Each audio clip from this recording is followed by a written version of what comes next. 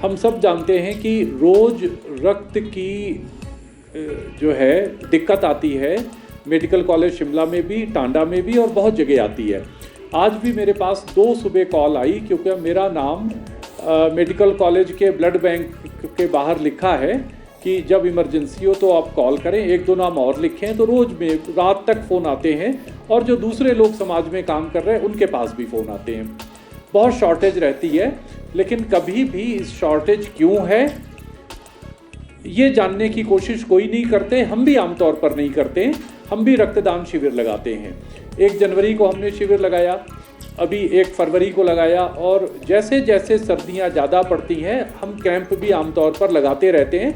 और ख़ुद भी हम तीनों लोग हमने ब्लड डोनेट कई बार किया है। मैंने 99 टाइम्स किया है, 99 बार, रोहित ने शायद 15 बार और 40 बार। हम लोग सीनियर ब्लड डोनर भी हैं, रक्तदाता भी हैं और समाज को जागरूक भी करते हैं।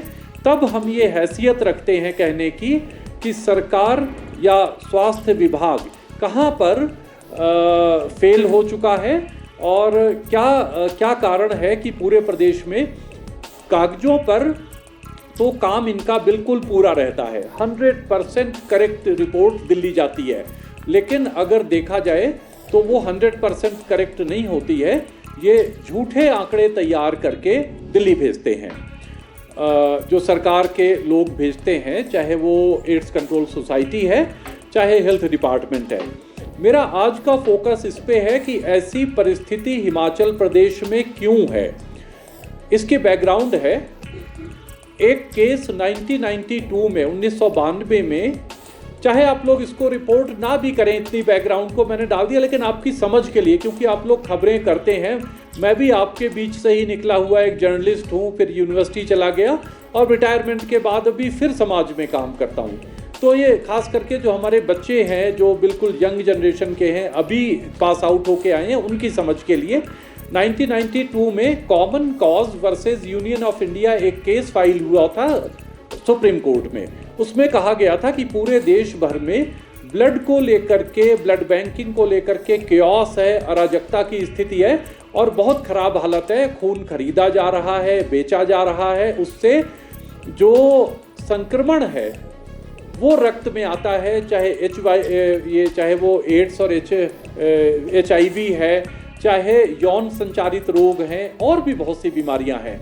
सुप्रीम कोर्ट ने 4 जनवरी 1996 को एक बहुत ही बेहतरीन लैंडमार्क जजमेंट दिया और उसका जो जीस्ट है, लबो-लुबाब, वो ये है, उसने कहा कि नेशनल एड्स कंट्रोल ऑर्गेनाइजेशन यानी नाको, जो अभी तक ब्लड का सारा मैनेजमेंट देखती है, ब्लड बैंकिंग का, इसका रोल सीमित कर दिया जाए, सीमित कर दिया।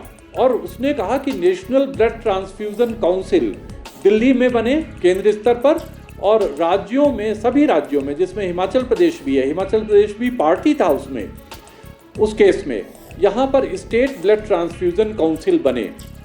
सुप्रीम कोर्ट का ऑर्डर था, काउंसिल बन गई, लेकिन वो कागजों पर चलती रही।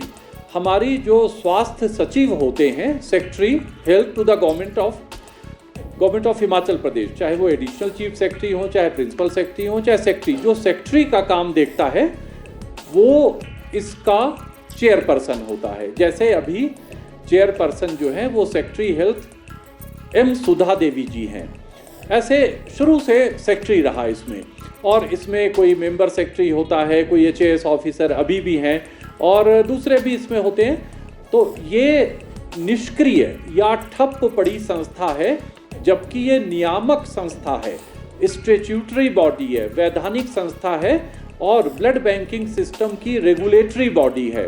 जान करके आपको हैरानी होगी कि इसको रिकॉन्स्टिट्यूट ही पिछले 1 दशक से नहीं किया गया, इसका पुनर्गठन नहीं किया गया।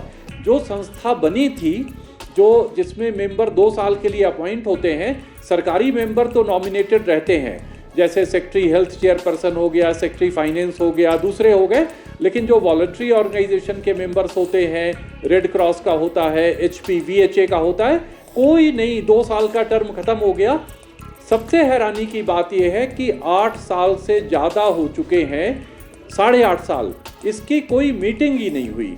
जिस काउंसिल का, स्टेट ब्लड ट्रांसफ्यूजन काउंसिल का काम ब्लड बैंकिंग सिस्टम को हेल्दी रखना, उस ब्लड बैंकों की पूरी व्यवस्था को देखना, उनकी ज़रूरतों का आकलन करना, उनके लिए स्टाफ जुटाना, उनके स्टाफ की रिक्वायरमेंट लेना और इस सब के बाद समाज में रक्तदान को लेकर के जागरूकता फैलाना।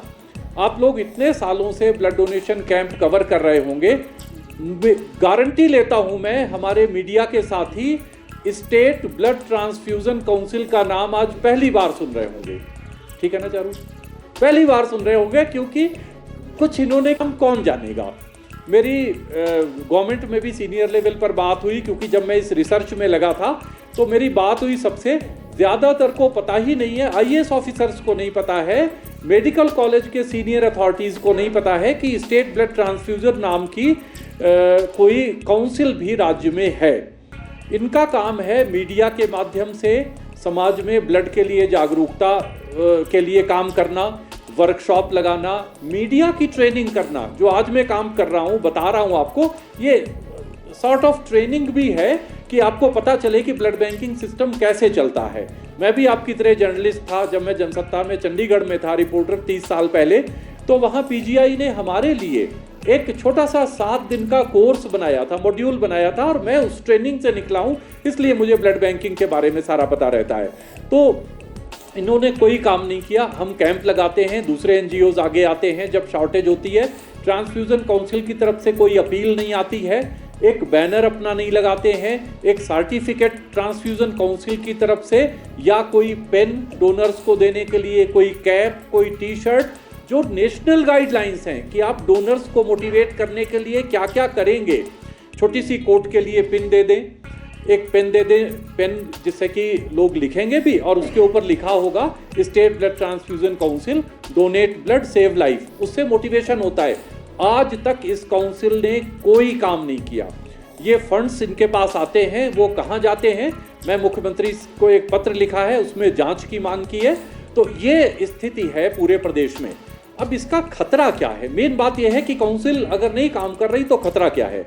खतरा सबसे बड़ा ये है कि जब ब्लड बैंकिंग व्यवस्था ठीक नहीं होती है, तो जो 96 में सुप्रीम कोर्ट ने कहा था कि अगर ब्लड बैंकिंग व्यवस्था ठीक नहीं है तो खून लोग खरीद रहे हैं, बेच रहे हैं, और इससे रक्त संचारित रोग बढ़ जाएंगे। किसी को एचआईवी हो जाएगा, किसी को सेक्सुअली ट्रांसमिटेड डिजीज हो जाएगी, किसी को जॉन्डिस हो जाएगा, किसी को दूसरी बीमारियां हो जाएंगी।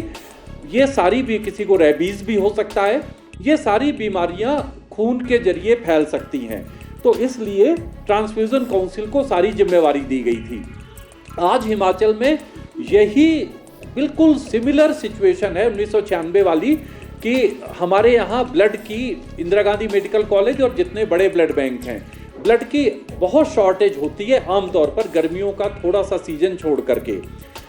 उस हालत में अगर हम देखें तो ब्लड की जब शॉर्टेज होती है, तो अगर ब्लड बैंकिंग की रेगुलेटरी बॉडी अगर होगी, नियामक संस्था होगी, तो वो देखेगी इसके नहीं होने से क्या नुकसान है।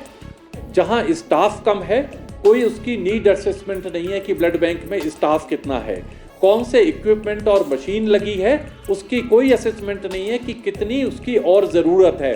मैं आपको बताता हूं कि हम हमेशा अपने लेवल पर पर्चे छपवाते हैं। अभी हमारा परसों कैंप था, उसमें भी हम पर्चे बांट रहे थे, थैलेसीमिया को लेकर के, वॉलंटरी ब्लड डोनेशन को लेकर के।